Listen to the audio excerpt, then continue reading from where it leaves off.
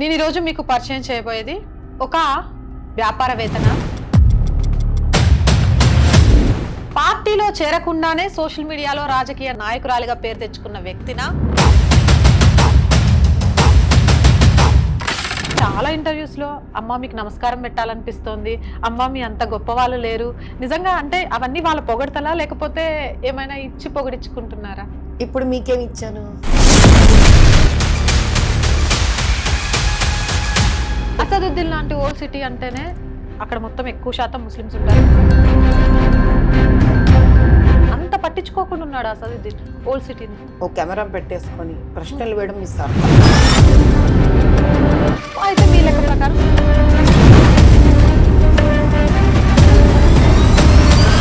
ఇదే కెమెరా తీసుకొని మీకు ఓల్డ్ సిటీకి గల్లీలలో ఫస్ట్ లేదు, ధైర్యం లేదు. అంటే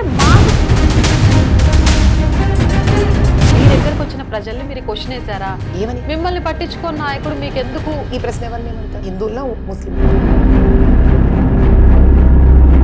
అయితే మీ లెక్క ప్రకారం నువ్వు కూడా నేను డిజిటల్ మీడియాలో ఫేమస్ అయిపోయాను కాబట్టి ఇదితో సరదాగా తెలుసుకుందామని వచ్చావే తప్ప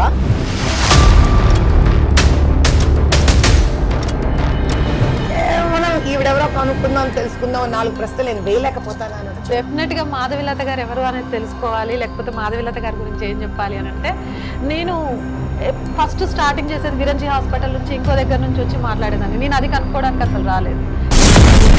ఏంటి మాధవిలత గారికి ఓల్డ్ సిటీ మీద ఇంత ప్రేమ? 1 సంవత్సరం నుంచి తీవ్ర స్థాయిలో తీసుకొని సందులు గొంతులు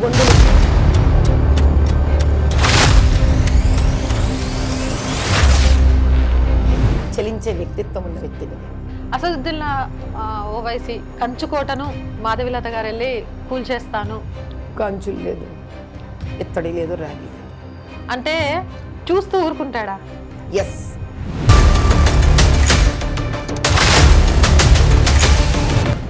it's a thought versus a thought. ఒక ఆలోచనకి బలం ఉంది, ఒక ఆలోచనకి బలం. నేను బలమైన ఆలోచనతో వస్తున్నాను కాబట్టి 2 ఆలోచనలు రేపు పొద్దున ఢీకొనబోతున్నాయి.